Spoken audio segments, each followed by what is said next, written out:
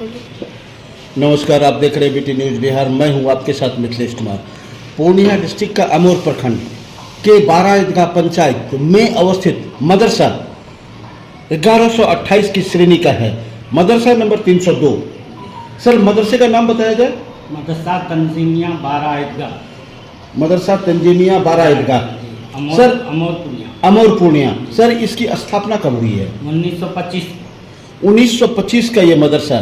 और साथ में सर आपके कमेटी के जो सेक्रेटरी साहब हैं, पूर्व मुखिया 12 ईदगाह के पूर्व मुखिया श्री आफाक सर, वो भी आपके साथ हैं सर। जी सर, आपके यहाँ शिक्षकों की संख्या कितनी है? शिक्षकों की संख्या मंजूरी है 15 जी, अभी है 9 जी। बाद बाकी सर आपके जो शिक्षकों की पद की संख्या है वो रिक्त है। शिक्षकों की जो पद की स्थिति है वो रिक्त पद है सर जी, रिक्त। तो उसकी भरपाई कैसे होती है सर? यानी बोर्ड के जरिए से ऑर्डर आता है कमेटी को, कमेटी की वैकेंसी निकाल करके जी उसको बहाली करते हैं जी। तो इतने अब बच्चों की उपस्थिति कितनी है सर? नामांकन कितना है बच्चों का आपके यहाँ? बच्चों का नामांकन अभी जी सर, हाँ 500 बच्चे आपके यहाँ नामांकित हैं। उनका आधार आईडी सारा चीज़ बना हुआ है। ई शिक्षा कोष भी आपका अंकित है सर? शिक्षा कम है जी जी। सर, अभी जो मदरसा बोर्ड के द्वारा ये जो जांच की प्रक्रिया है सर, आपके वेतनमान रोके गए हैं 5 महीने के। इससे सर आपके द्वारा क्या कहा जाना होगा? आप शिक्षक सर कैसे पीड़ित हैं?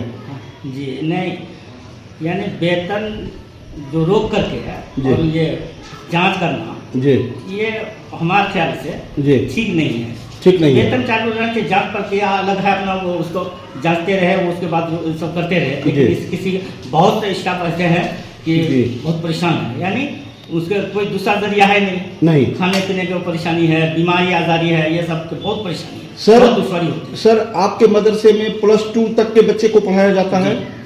+2 तक के बच्चे आपके यहाँ पढ़ते हैं जी। और यहाँ जो सर आपके यहाँ और सुविधाएं हैं इस मदरसे में, क्या क्या कमियां हैं सर? पानी के लिए क्या व्यवस्था है सर आपके यहाँ? वाटर पॉल की व्यवस्था है? नहीं, ये ना हैंडपंप है दो है सर। पंचायत से आपके यहाँ कूलर लगाए गए हैं पानी पीने के लिए बच्चों को? नहीं लगाए गए हैं। डेस्क बेंच की क्या व्यवस्था है सर? बच्चे कैसे बैठते हैं क्लास में? हाँ, क्लासरूम में आपके यहाँ बच्चे +2 के बच्चे कैसे पढ़ते हैं? क्लास टेबल बेंच और वो सब है, कुर्सी वगैरह उसमें बैठते हैं। हाँ। डेस्क बेंच की और जरूरत है सर यहाँ आपके यहाँ?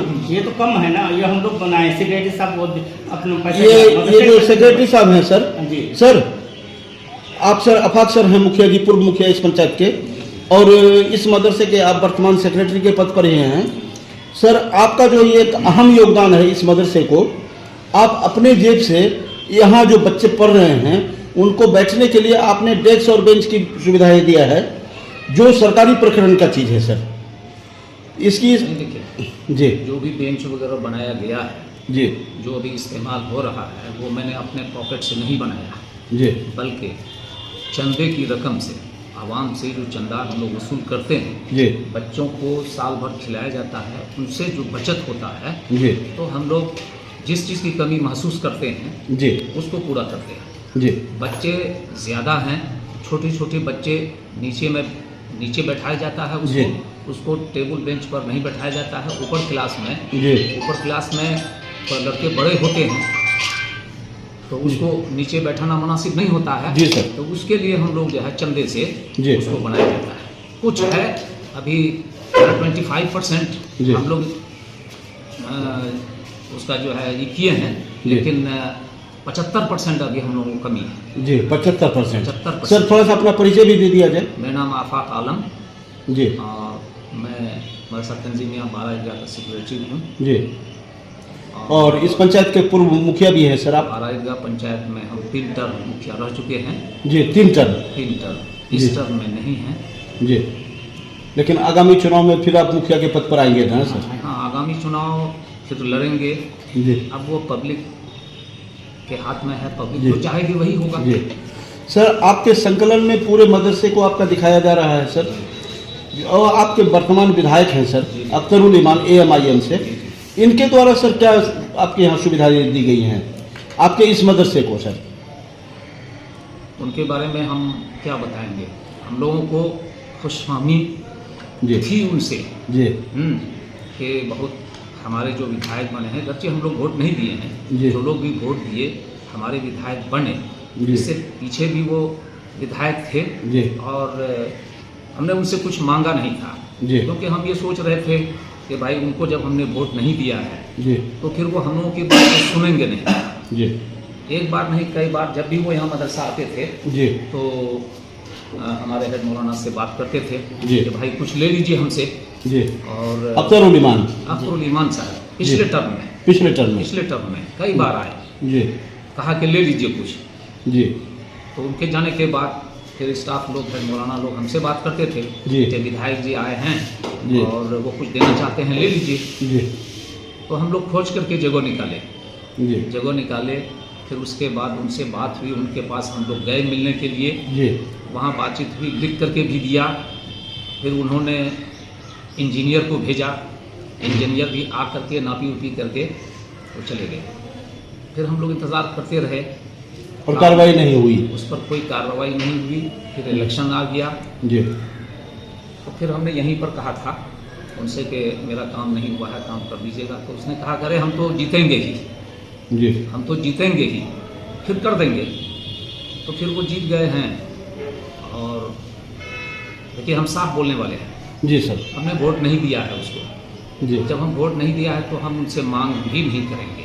सर, ये जो भवन है आपका, जी ये मदरसे का जो भवन बना हुआ है, जी जिसको सोशल मीडिया पर पूर्ण रूप से दिखाया जाएगा सर मेरे द्वारा, जी जी शिक्षा के क्षेत्र में एक उभरता हुआ ये आपका 1128 का मदरसा है। जी जी जी आपके इस मदरसे के पूरे परिक्षेत्र को दिखाया जाना है सर, जी। हर क्लासरूम को दिखाया जाना है। जी ये भवन जो है सर, जी ये कांग्रेस के जो पूर्व विधायक थे आपके यहाँ जलील मस्तान, जी जो मंत्री पद पर भी थे, जी उनके कोष से दिया गया है ये भवन सर। ये उनके अपना पर्सनल कोष से उन्होंने बनाया है।